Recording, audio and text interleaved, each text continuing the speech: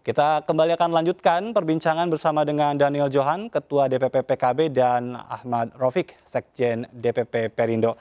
Mas Johan tadi sempat tertunda ya bicara tentang apa sebetulnya agenda di balik itu. Ya tadi, jangan-jangan tidak siap dengan kontestasi Pilpres, meminta perpanjangan waktu, dan ini jelas melanggar undang-undang. Tidak juga semua sepakat, ada juga yang menarik bahwa Anda partai koalisi pendukung pemerintah loh. Jokowinya sendiri tidak setuju dengan ini. Bagaimana Mas Johan?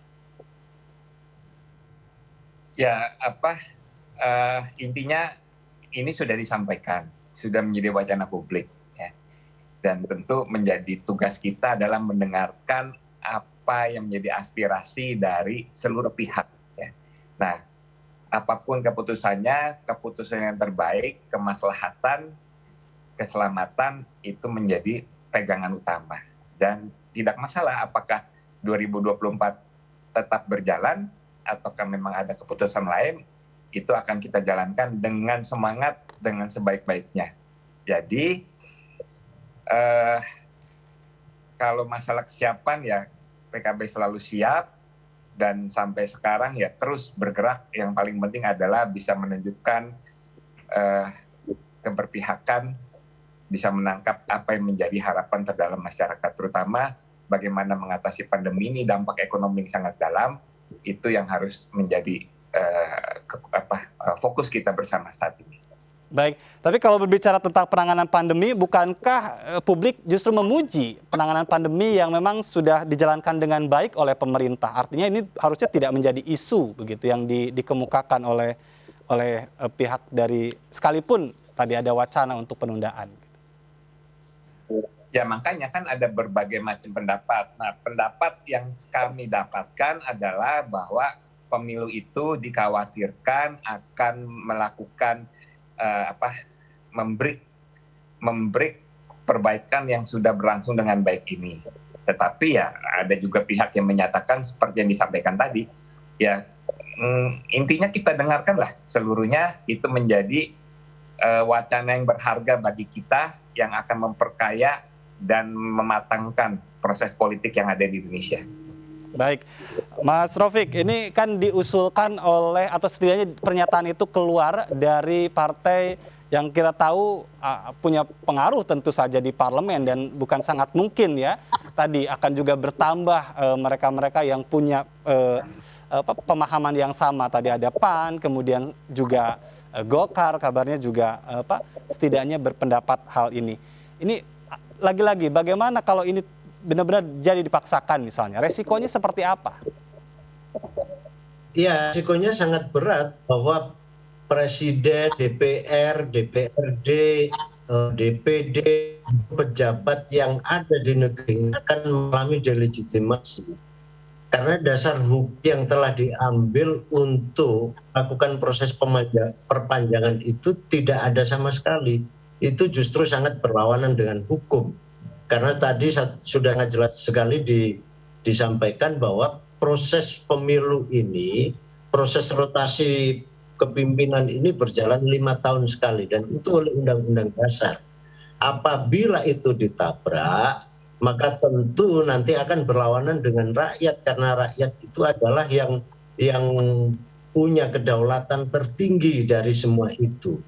Maka tentu saja saya sih melihat bahwa isu ini digulirkan berdiri sendiri, bukan karena dorongan orang lain. Saya melihat banyak isu bahwa ada ketua-ketua umum partai dipaksa oleh orang-orang tertentu untuk mewacanakan itu. Sesungguhnya saya lihat tidak terjadi. Ini justru adalah bagian dari trial and error para ketua umum untuk mencoba memposisioningkan diri dalam konteks pemilu yang akan datang.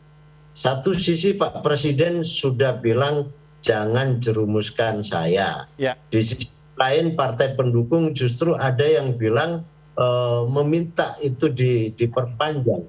Jadi saya lihat ini bagian dari sebuah keinginan untuk mencoba menaikkan diri dalam konteks pemilu ke depan, agar ya siapa yang nggak iri, misalkan Caimin ini ketua umum partai besar, Ya. sudah melahirkan menteri, presiden, dan segala macam.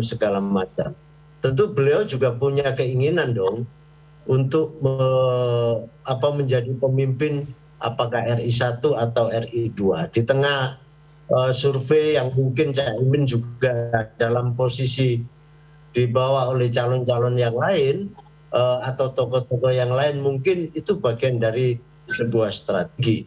Baik. Tetapi satu hal, saya berharap ada strategi lain yang lebih produktif, yang lebih monumental daripada membuat sebuah kegaduhan yang tidak perlu menurut saya. Baik, jadi perlu ada strategi lain. Tapi terakhir singkat saja, mungkin bagi mereka yang berniat menabrak itu, Anda juga sebagai masyarakat politik Indonesia dari Perindo sendiri, apa yang ingin Anda sampaikan, Mas Rofik? Ya, satu hal, bahwa untuk penundaan atau perpanjangan atau 3 periode itu satu hal, konstitusi harus dirubah, harus ada yang namanya amandemen. Tetapi satu hal yang perlu dicermati oleh seluruh tokoh bangsa ini, bahwa amandemen itu bukan hanya sekedar perubahan masa waktu periodisasi, tetapi itu juga akan membuka kotak Pandora yang semua orang bisa menginginkan pendapat-pendapatnya yang lain untuk merubah tatanan yang lebih jauh. Baik. Bisa saja kalau amandemen ini dirubah, ada sekelompok orang yang memaksakan kembali ke Undang-Undang Dasar 45. Ada juga yang ingin mengatakan ini harus menjadi negara khilafah, ini menjadi negara komunis dan segala macam. Semua bisa terjadi. Nah, tentu ini harus cermat. Yang kedua, harus ada aspek kedaruratan. Kedaruratan apa? Apa yang disampaikan bahwa ini faktor ekonomi, faktor pandemi, semua tidak memenuhi syarat untuk dijadikan sebagai asas kedaruratan itu. Jadi menurut saya ini sangat tidak mungkin untuk dilakukan, dan ini sungguh-sungguh sangat berbahaya bagi demokrasi kita ke depan. Ini langkah yang berbahaya bagi demokrasi, Mas Johan, jika ini terus digulirkan, dan kalau semangatnya tadi pemulihan ekonomi, jangan-jangan panasnya bola isu ini justru malah membuat kita capek dengan sesuatu yang tidak produktif. Tapi silakan sebagai closing statement-nya Mas Daniel. Ya, closing statement-nya yang ini aja, yang ringan ya.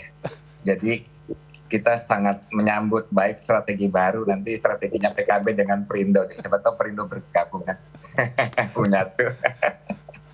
Baik, tapi tidakkah dengan masukan-masukan ini akan mungkin ada pernyataan lain dari Gus Imin?